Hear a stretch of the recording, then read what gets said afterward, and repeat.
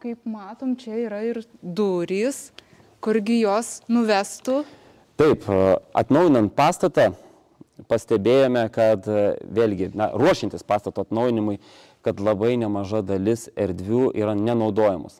Apleistos, vėlgi naudojamos galbūt tam tikrų dalykų sandėliavimui, bet muziejui susiduriant su patalpų trūkumu, tiek su darbo erdvių, tiek su saugyklų, tiek su edukacinių erdvių, tikrai būtų nuodėmė neišnaudoti jau turimo pastato potencialo, nenaudojimo erdvių ir jų neįsisavinti. Tai už šių durų jau slypi tos erdvės, kurios pirmą kartą buvo pristatytos ir lankytojams ir įgijo savo funkcinę paskirtį būtent šio atnaujinimo metu. Tai čia vėlgi norėčiau ir pakviesti. Galim pažiūrėti, ar ne? Prašau. Ačiū. Galima eiti drąsiai, šviesa įsijungs pati.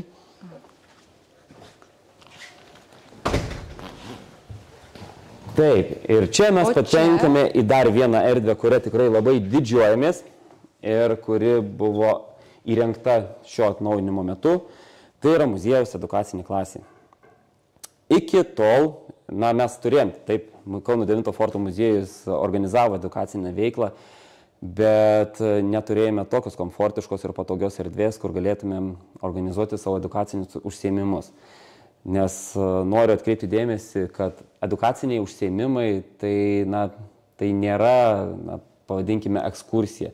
Tai yra veikla, kur mes norime įtraukti mūsų lankytojus.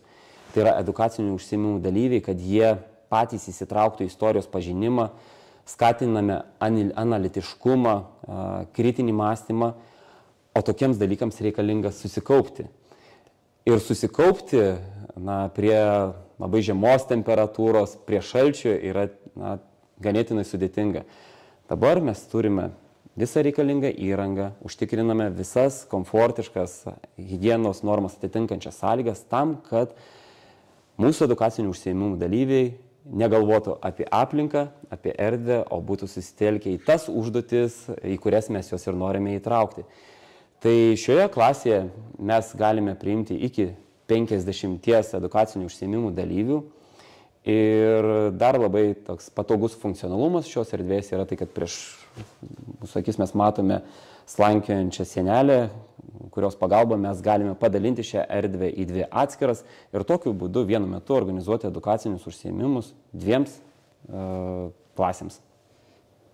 Ir matom ir įrangą, ir čia jau ir vyksta edukaciniai užsiėmimai, ar ne, jau viskas paruošta, sudėta. Būtent, edukaciniai užsiėmimai jau vyksta nuo pat pirmojo etapo pabaigos.